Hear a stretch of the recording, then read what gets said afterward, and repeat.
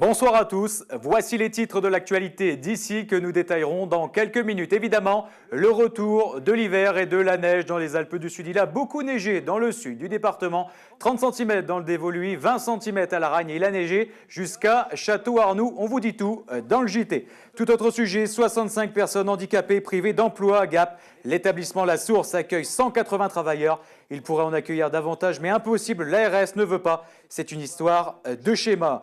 Toujours dans le même registre, une maison d'accueil spécialisée pour les personnes handicapées vieillissantes. C'est le projet mené depuis 2009 sur la commune d'Embrun par les PEP des Alpes du Sud. Je vous propose d'écouter le directeur des PEP. Écoutez-le. C'est une maison d'accueil spécialisée donc pour des adultes lourdement handicapés qui ne sont pas susceptibles de s'occuper par eux-mêmes de leur hygiène, de leur nourriture, de leur alimentation. Donc c'est un lieu de vie où les personnes vont arriver à partir de 40 ans et seront donc accompagnées et tout au long de leur vie donc, sur cet établissement. Donc on en accueillera 25 personnes. Ils sont orientés par la maison départementale des personnes handicapées. Et donc, on a construit cet établissement parce qu'il n'avait pas de solution pour les personnes handicapées vieillissantes, ce qui est une nouveauté depuis quelques années.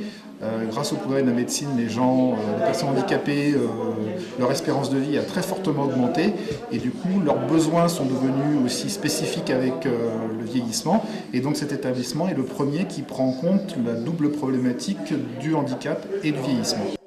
L'intersaison est compliquée pour les stations. Les locaux ont repris le travail, les visiteurs sont rentrés chez eux. Alors les stations misent sur les classes de neige comme à Saint-Léger-les-Mélèzes. Le reportage, Élodie Pépin. Cours de snowboard ce matin pour cette dizaine d'élèves de 6e venus de Montpellier. Ils font pour certains leur première descente de snow à Saint-Léger. Pour d'autres, c'est plus une confirmation, mais tous ont choisi de laisser les skis pour le snow. Le snow, ça va déjà un peu plus vite. Il y a qu'un seul truc et je trouve que c'est pour tourner et tout, c'est beaucoup mieux de se plier, de tourner et de faire des grands virages que le ski. C'est pas...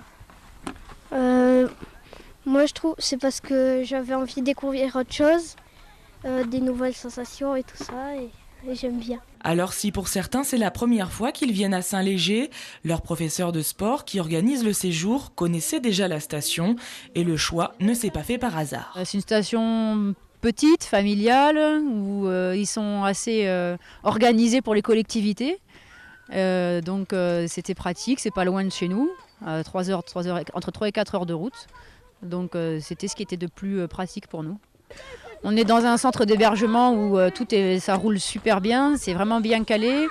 À chaque fois, il y a de la neige. Donc, pourquoi pas? Oui, bien sûr, ici, nous, ça nous plaît bien. Effectivement, c'est vraiment adapté à notre demande en tout cas. Il faut dire que Saint-Léger a l'expérience des classes de neige depuis les débuts de la station et qu'elle jouit de nombreux hébergements pour ce type de public, ce qui lui permet de survivre en hors-saison et de créer de l'emploi. Si on n'avait pas au mois de janvier, au mois de mars des classes de neige, on va dire qu'on aurait besoin de 3 ou 4 moniteurs. Là, on est, on va dire, une trentaine sur janvier et mars, ce qui nous permet, avec des renforts en février, d'arriver à pratiquement 55 moniteurs sur les vacances de février, sur les 15 jours de nos vacances à nous, ex-Marseille. Et les moniteurs de la station risquent d'avoir encore beaucoup de travail. Pour le mois de mars, les hébergements de classes de neige affichent presque tous déjà complets. On termine ce flash avec Lamine Lesgade, l'humoriste qui fait partie de la bande à Ruquier, sera ce soir sur les planches du festival Rire-aux-Ors. Interview.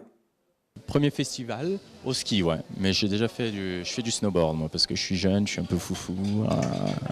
Voilà. Il n'y a pas de compète dans l'humour, ça, blague à part. C'est vrai que dans les festivals, quand on démarre voilà, on démarre la carrière, on va dire, entre guillemets, il y a toujours ces concours d'humoristes où il y a un classement, il y a un jury, un machin, etc. Mais c'est tellement subjectif, ça n'a aucun sens. C'est assez différent, voilà, il y a du duo. Après, nous, on a fait des sketchs ensemble. C'est vrai que moi Jérém, c'est assez noir. Moi, c'est noir aussi. Florence, c'est plus burlesque. Les Lascars, c'est plus de l'humour pas drôle. Bon, chacun son truc, quoi. L'actu d'ici est à présent terminée. On passe à l'actualité nationale et internationale avec Camille Martel. Les 2 adolescents candidats au djihad en garde à vue. Les policiers veulent comprendre comment ils en sont venus à se radicaliser. Les 2 lycéens, âgés de 15 et 16 ans, étaient partis début janvier, tout seuls pour la Turquie, avec l'intention de combattre en Syrie dans les rangs des djihadistes. Ils sont rentrés en France l'un dimanche, l'autre lundi. Un pas en avant dans les négociations à Genève, c'est du moins ce que l'opposition syrienne annonce. Elle affirme que la question d'une autorité de transition a été évoquée pour la première fois. Damas confirme mais précise que les discussions se concentrent sur la fin des violences et la lutte contre ce qu'il appelle le terrorisme. Ce premier round de pourparlers est prévu jusqu'à vendredi. Bangui secoué quotidiennement par des explosions de violence malgré les patrouilles des forces françaises et africaines. Des tirs ont encore éclaté dans le quartier commercial, un quartier dont les magasins appartenant majoritairement à des musulmans attirent pillards et miliciens anti-Balaka. Pour ramener le calme, l'ONU a autorisé l'envoi d'une force européenne de 500 hommes. La tour Montparnasse, aussi célèbre pour sa vue que pour son dossier amiante. Un rapport d'experts met en cause l'organisation des travaux de désamiantage. Un chantier arrêté depuis octobre après des dépassements répétés des seuils de pollution. La région évacue ses 200 agents travaillant dans le bâtiment. On les croyait disparus, mais ils sont de retour, toujours aussi sauvages et menaçants. À Lerwick, dans les Shetland, les Vikings sont comme chez eux. Cette ville de l'archipel écossais rend hommage chaque année aux guerriers venus du Nord. L'actu d'ici d'ailleurs est à présent terminée. Je vous donne rendez-vous dans une vingtaine de minutes pour le JT d'ici. Excellente soirée en notre compagnie.